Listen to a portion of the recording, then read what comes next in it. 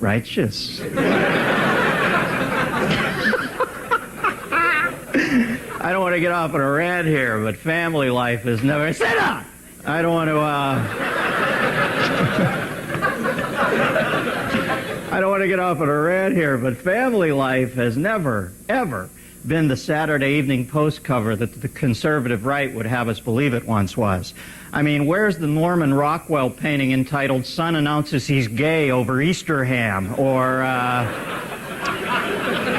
"I Saw Mummy Soul-Kissing the Sparklets Guy," or the classic Menendez brothers give their parents a .22 caliber explanation as to why they didn't want to eat their vegetables. Face it ain't the old days. Lucy and Ricky have pushed their beds together, and they're doing it right in front of little Ricky now. What can I say about today's families? Well, I can say that many inflict the kind of psychic damage on one another that would make John Cassavetes wince. We've all had that Thanksgiving dinner where your mother regales your date with a story of how difficult you were to toilet train while you look down at the table and mutter, "You know, I am more fucked than this turkey." Christ, just thinking about it sends me screaming to my therapist for a double session of extended Jungian throwdown. You know, the American family is more unstable than a hostage situation being negotiated by Crispin Glover.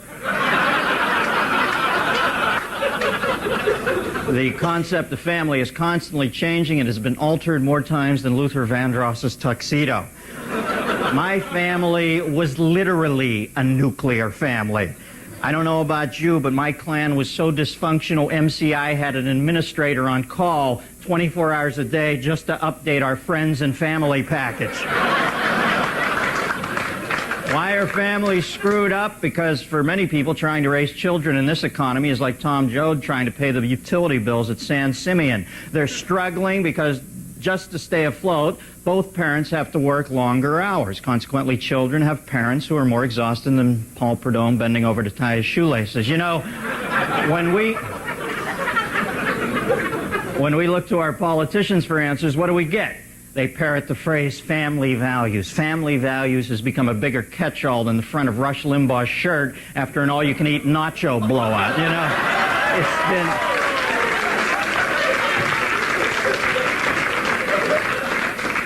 It has been pounced on to promote school prayer and decry film and TV violence and end the welfare state and attack single mothers. Interestingly enough, the dogs who bark the loudest about family values, Dole, Gingrich, Graham, all left their first wives. Put that little nugget in your irony hookah and smoke it. These people should pay more attention to their own lives and stop trying to run the lives of others. Newt Gingrich had an affair while married to his first wife, who had been his high school math teacher, a woman he divorced while she was recuperating from cancer surgery, and then he had to be pursued for adequate child support. Talk about the putz calling the kettle black. You know, we have become a country of don't do as I do, do as I say. Well, I'll bet you even O.J. Simpson would tell you not to kill your wife and the kid from the restaurant. You know, we live in a society where people do more finger pointing than Bill Clinton at a Dunkin' Donut.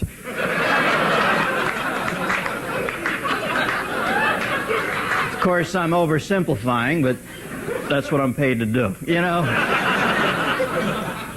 Look, folks, as troubled as families are and as troubling as they can be, this essential societal unit must be preserved at all costs. For you see, the human being is a social creature. Oh, some of us like to think that we're independent loners who enjoy the lives of craggy solitude that we've carved out for ourselves.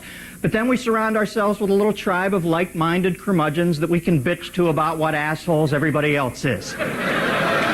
All I'm saying is never take sides against the family, Fredo. It's a lonely out there in the rowboat, you know? Even if your wrists and ankles are raw and chafed from your family ties, just remember, without them, well, who are you? Your family are the people who cut you the most slack and give you the most chances. I mean, when Richard Dawson says, name something you find in a refrigerator, and you say a dictionary, and the rest of America is screaming, you fucking moron, at their TV sets, who else is clapping and saying, good answer, good answer? Your family. That's who.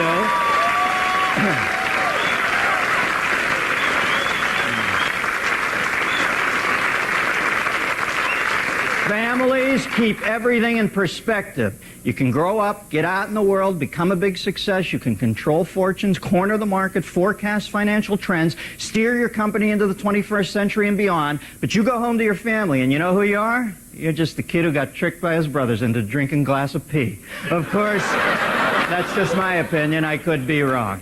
Okay.